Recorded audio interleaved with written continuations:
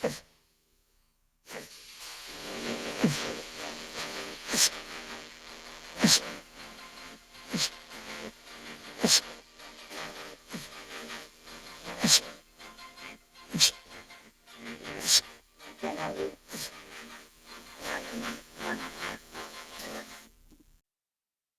everybody, welcome back to Unfiltered and Unashamed.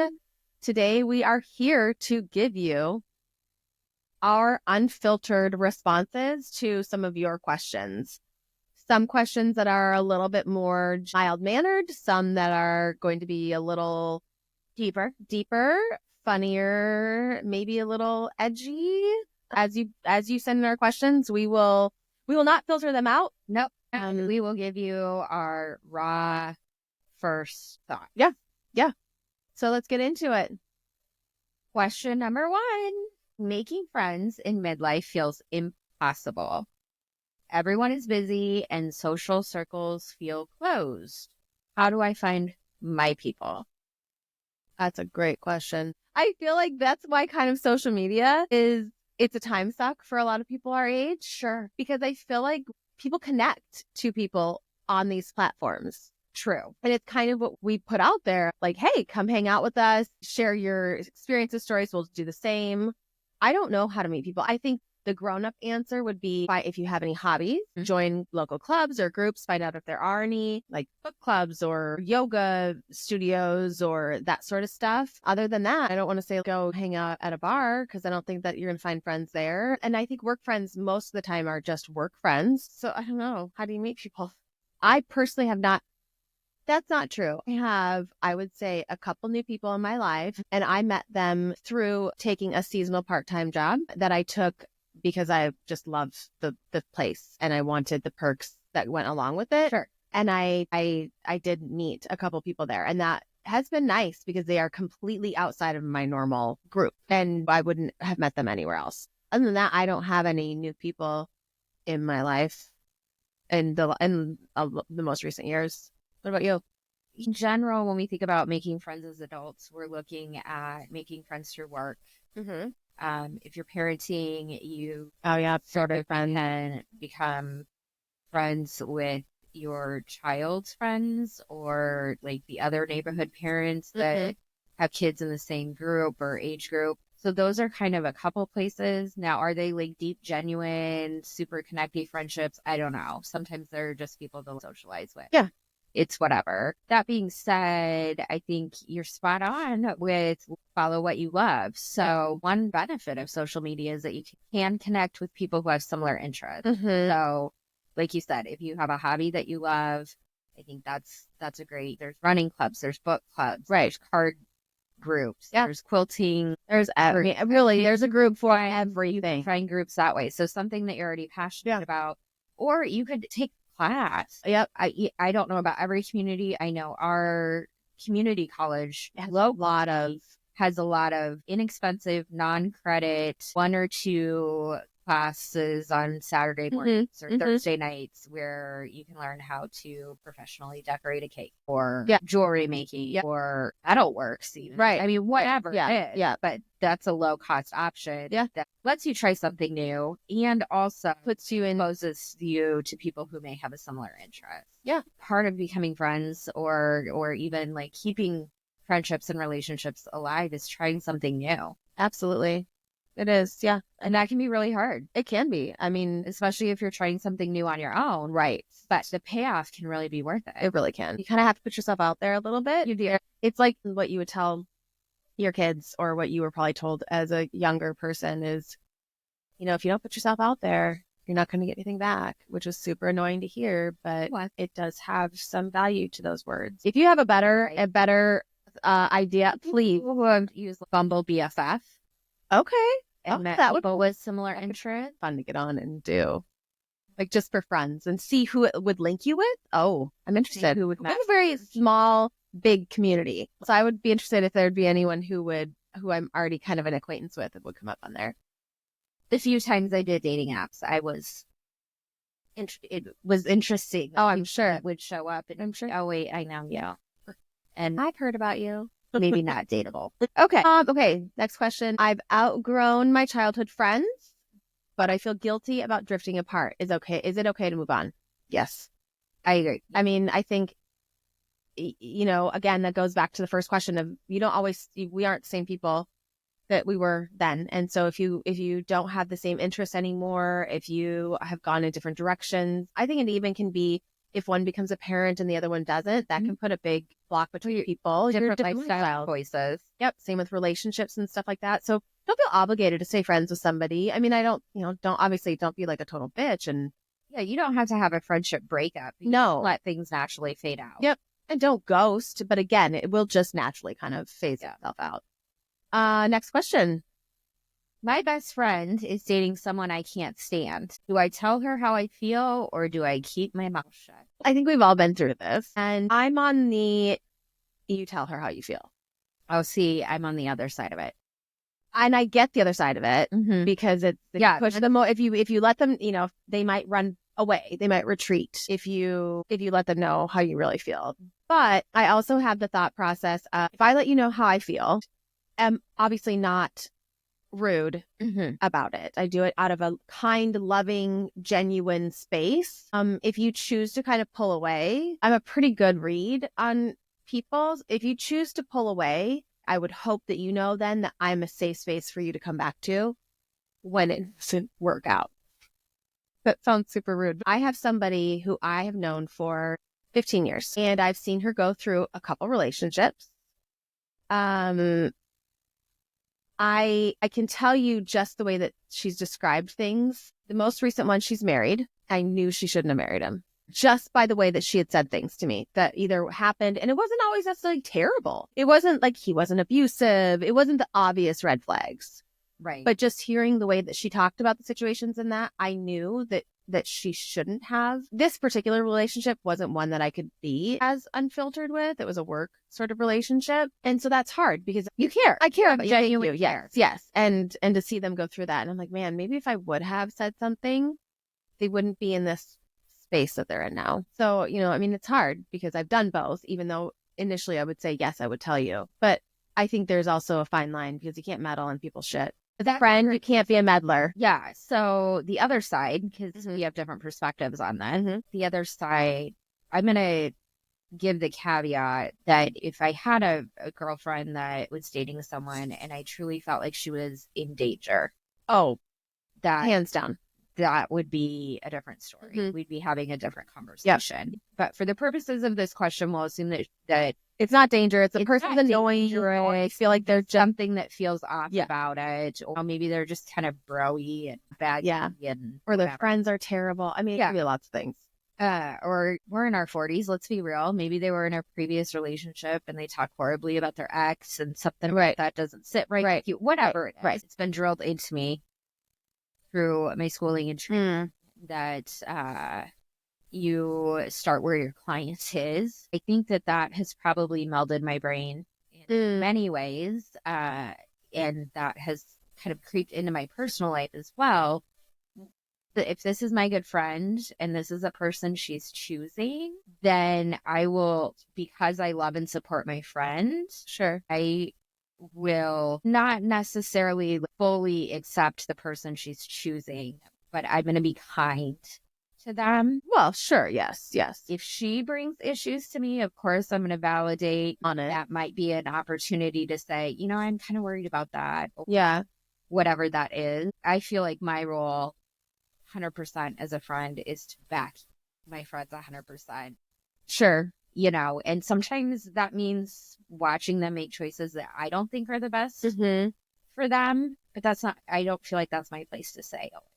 And that's fair. And I think, I'm like asshole card. I feel like, and I think they kind of go together in the sense that, again, that makes complete sense and why you're a good friend. And not that I'm not a good friend. I think it's just one of those things that I'm coming at it from a protective place. So you're coming as supportive and I'm being mama bear. Yeah. And it actually says our personalities quite a bit. Like, I don't want to see you get hurt. I don't want you to experience this. Whereas mine is, this is your life. This is your journey. Yeah. You get to make the choices that you want to make. And no matter what the fallout is, I will show up. Yeah, that's fair. Yeah. So, I mean, there's two completely different, viewpoints, really. But at the end of the day, I just really feel like at the end of the day, it is your sole purpose as a friend is to just give kindness and love. And that really sums that up. It doesn't matter what side you're on. There might be different approaches, Yeah. right? Or different thought processes. But at the end of the day, it's about genuine care. Yeah. Yeah. Be nice. Yeah. Turns out that seems to be harder for people. Right? Who knew? Let's see. How do I politely decline a social invitation without offending the host? Well, there's all these memes in the Midwest that say if someone asks you, it's Midwest night. That's what it is. Everyone's seen the trend. Yes. Let me check with my spouse, or, oh, let me look at my schedule, or, oh, and then just leave it hanging. Which I think personally is rude. It is rude. It is. Give an answer. Yes. Yes. And Yes I think it's one of those things that I don't know why people are so, it's hard for them to say no, but why? Right? It's like, well, if it's not something I want to do. Now, the flip side on that could be, what if they truly are torn? Like, the idea of what they're being invited to sounds fantastic, but they are torn because of either logistics on their side, or the group of other people that are going to be there they're not comfortable with, or they just don't know that day if they're really going to be in the headspace to do whatever it is. Because I know there's a lot of times I do the whole like, oh yeah, that sounds great. And then day of, it's like, do I have to? Do I have to go? So I don't know. It is rude to kind of leave people hanging, but I don't know. How do you, I guess, honesty. Yeah, I think honesty. And again, honesty with kindness. Yeah.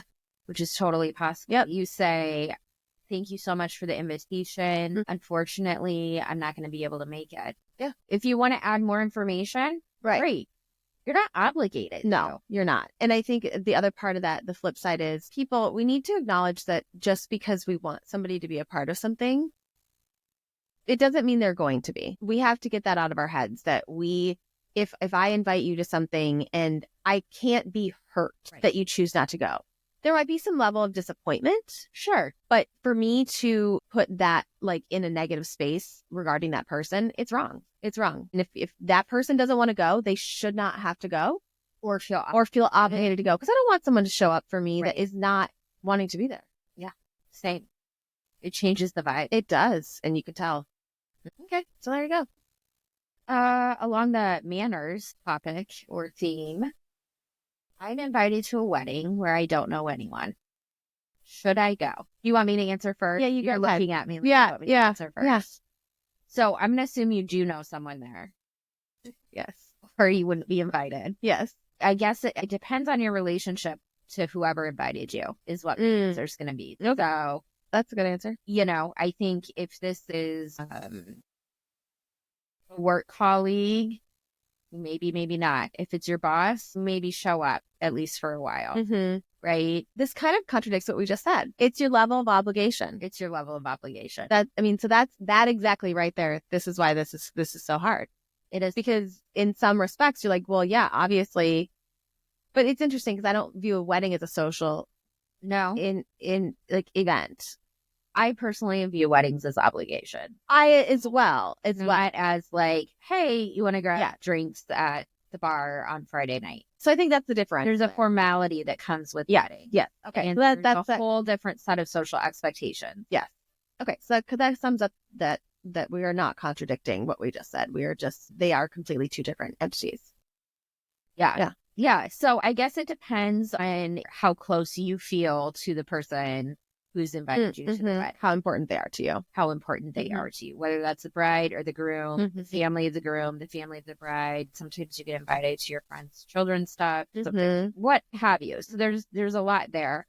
Personally, I'm kind of done with weddings and going to weddings. I'm just kind of over it in general. I think it's fine in almost all cases to say, oh, I sure appreciate the thoughtfulness and here's a lovely gift.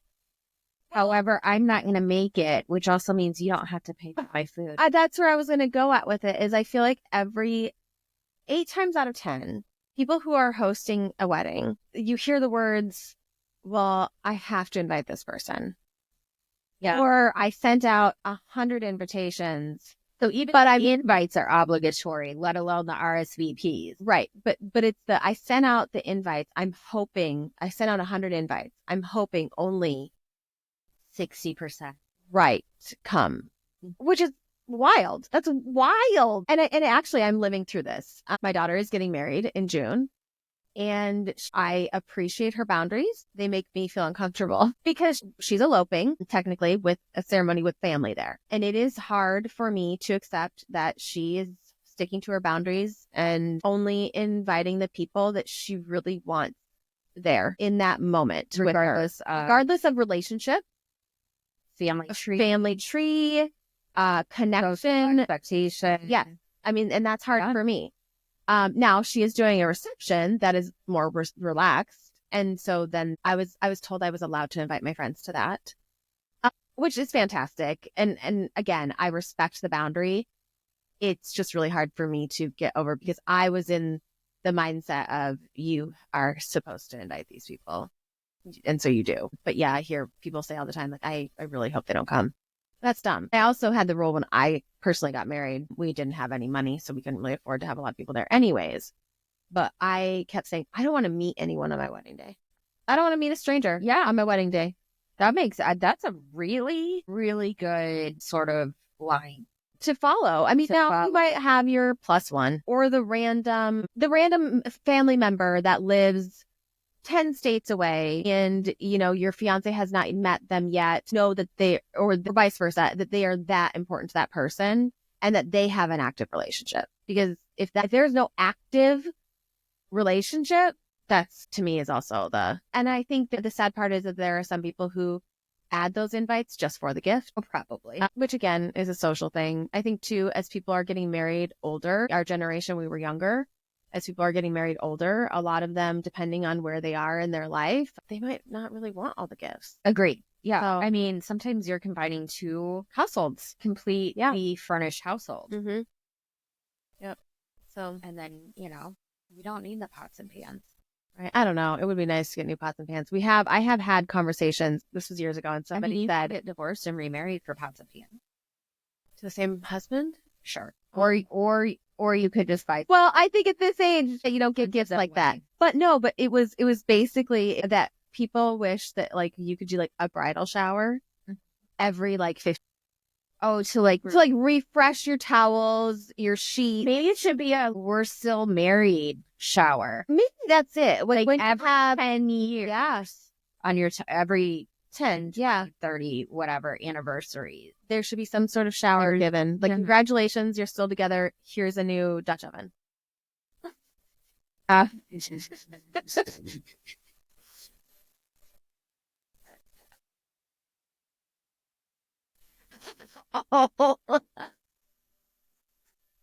Your husband hasn't given you a new Dutch oven? No, I've never experienced a Dutch oven. Ever. No, I didn't have brothers, number one. Number two, if he did that to me, that is a hard no. Like, no.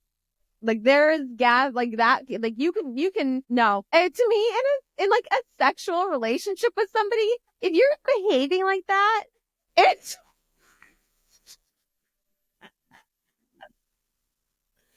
hard stop. I just can't do it. I don't even know what to say because every person that shut up. No. Oh no. Oh no. One pointer and no. No. I would be. Yeah. It would take a lot to come back from that. Like it would be. No. And it's like never because we both raised boys. Yeah. And I can barely see. Have you ever had one of your kiddos crawl up on your lap when they were younger? You're thinking they want to be sweet and have cuddle time and just sit there. Well, and I can't specifically, but I do. I know we've had conversations that I'm like, did you really have to direct that at me? He'll be snuggling with me in bed or on the couch and they directly turn towards you and like, did you have to direct that at me? I'm a little different in that household. But this is interesting because my nephew, my sister's kiddo, I have two nephews, both. So my sister's kiddo, like he thinks farts are hilarious. Like farts are funny at their house. They are not at my house. They're accepted. They're acceptable. If I ask, I don't have a gross boy, what do I have? And he'll say a nice boy. You have a kiddo that is a nice boy. Well, I mean, I don't know about that. I think they absolutely would have gone the route of being that way, but famous are saying, don't be gross. Don't be gross. Like, just don't be gross. I get it. Like, sometimes, like, things are funny or whatever. But to me, that's on a level of gross. And you don't do that to people that you share a bed with. Yeah. Maybe you need to set that tone moving forward. I think, it would help if, for starters, I didn't laugh about what happened. But, I mean, I do. And I do think that might be the difference of growing up with brothers and not with little brothers. Yes, absolutely. And then little brothers' friends. I'm sure. Right? Yeah. And they used to like rip ass in front of each other and be like, you got barking spiders at your house. Or what'd that asshole say? I can't imagine really your sister and you doing that. And your mom being like, yeah, no, it didn't happen. It didn't happen. Well, on that lovely note, we have a list of how you decide to make new friends. Yep. Whether you decide to go to a social event or a wedding where you don't know anyone. Yeah. I think we both safely can say, don't do Dutch ovens in adulthood, period. Yeah. And don't point it towards people. Yeah. Just don't be gross. Don't be gross and be nice. Yeah. Two holy shit adjectives that just sum up humanity. If we could just not be gross and be nice, it'd make things a lot easier and people more enjoyable, honestly. Yeah. So on that note, thank you for sharing your time with us today. Please follow us on Instagram at unfiltered.unashamed. Send us a comment or a DM, a question. You can follow us on Spotify. You can follow and subscribe on YouTube at Unfiltered Unashamed. Send us an email if you don't want to ask your question. A couple of these came in. I think all of these ones came in via email. unfilteredunashamed@gmail.com. If you don't want to air your dirty laundry and you want to do it anonymously, we're here for you to do that. We'll totally keep it anonymous. Oh, for sure. Yeah. All right. So have a great rest of your day. Bye, guys.